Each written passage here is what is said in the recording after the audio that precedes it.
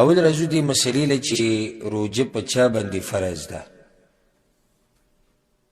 دا خبره یاد کړئ مختصر.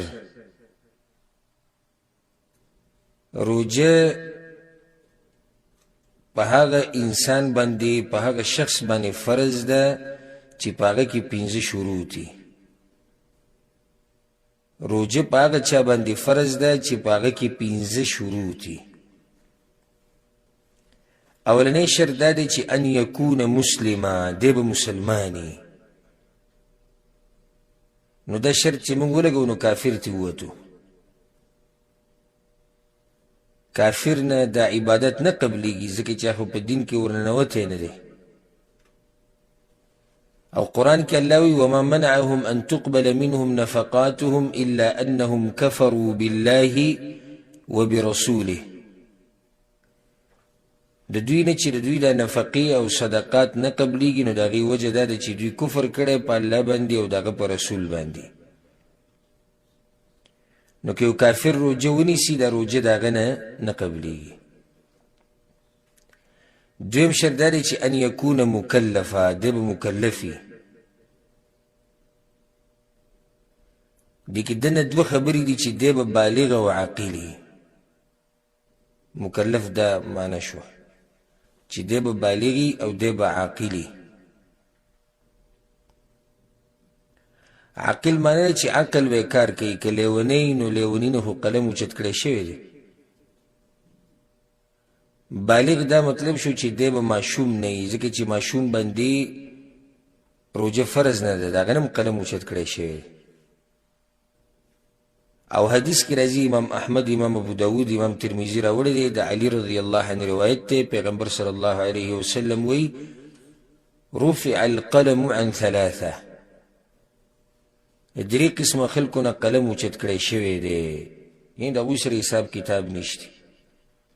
عن النائم حتى يستيقظ، د اوده نه قلم اوچت دی تر دې چې دی راپاسي. او دویم وعن الصبي حتى يحتلم، او د ماشوم نه تر دې چې بالغ شي. او دریم وعن المجنون حتى يعقل، او د لیوني نه تر دې چې عقل یې راشي. نو د دویم شرط چې دی د دې وضاحت داسې شو چې دا کس به بالغ او عاقلي. که عقل کار نه کوي لیونی نو بیا پسې نشته. دا مسله به انشاءالله د حدیثونو په وضاحت کې راشي چې یو سړی بېهوشه شي او عقل کار پرېږدي یا نشه کې شي، د هغې څه مسله ده هغه په خپل ځای کې راځي. بله دا چې ماشوم باندې هم روجه لازم نه ده. د ماشوم عادت کول پکار دي. د صحابه کرامو دا طریقه وه چې هغوی به په ماشومانو باندې هم روجې نیوي. ماشوم باندې صحیح ده چې روجه لازم نه ده خو عادت کې به او چې دی عادت شي په وړوکوالي کې نو بیا چې لوی شي د دغه عبادت سره بیا دی په پوره طریقې سره عادت یو کوي. نو 2 شرطونه بیان شو، یو به مسلمانی او بل به صحیح مکلف به. دریم دا چې ان یکون قادرا، دی به قادري په دې روجو نیو باندې. مطلب دا چې طاقت به وي. عاجز باندې روجه نشتی، مطلب دا چې طاقت د روجو یې نه وي نو په هغه باندې به روجه نیونه نشتی. او دا د روجو نیونه چې عاجز او طاقت یې نه وي نو دا کمزورتیا بیا په 2 قسمه ده.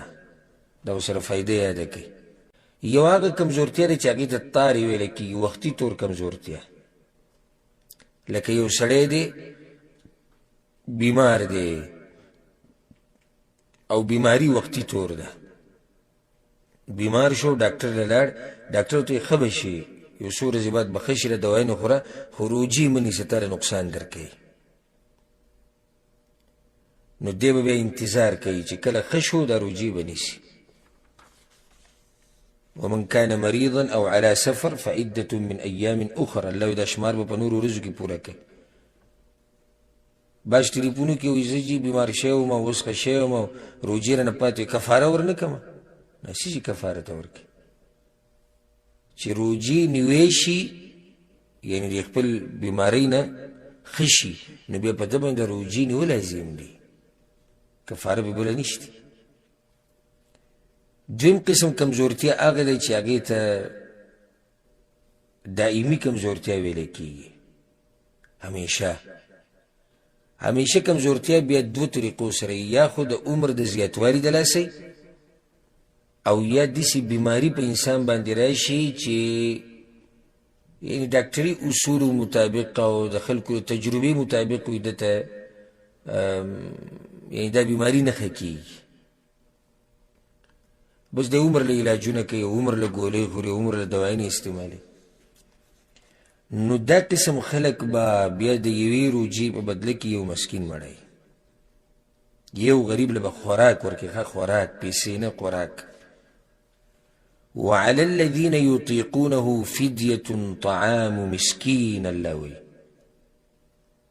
وی کومو خلکو ته چې دا روجې نیوه ګرانې په دې طریقې سره چې د همیشه دپاره دوی په یو کمزورتیا کې مبتلا دي نو دوی دي بیا د هرې روجې په بدله کې یو مسکین له خوراک ورکوي. څو شرطه شو؟ 3. څلورم شرط دا دی چې ان یکون مقیما، دا سړی به مقیمي، مسافر به نه، مسافر باندې روجه نه ده لازم، مسافر باندې روجه نیوه لازم نه ده، که پرېږدي نو بیا به وروسته قضا راوړي. او اوس دا د هغه ځای بحث نه دی، د دې خبرې بحث نه ځای نه دی چې موږ دلته دا خبره بیان کړو چې مسافر دپاره روجه نیوه غوره دي که نه بوزه کول غوره دي او په کم سفر کې او په کم کې نه. دا مسله به انشاءالله په خپل ځای کې راځي، حدیثونه به دې باب کې راځي، هلته به زه تاسو ته دا مسله واضحه کوم انشاءالله که ژوندی وم چې مسافر دپاره روجه نیوه غوره دي او که نه نیوه غوره دي، کوم یو کې اجر ډېر دی. 5م شرط دا دی الخلو من الموانع، چې دا انسان به د موانعو نه پاکي. موانع څه معنی ده؟ یعنی هغه څه چې د هغې د لاسه په ده روجه منع کېږي، نو دا شرط د زنانو دپاره خاص دی. دا 5م شرط د زنانو دپاره خاص دی. هغه موانع څه دي؟ څلوېښتي یا د حیض بیماري.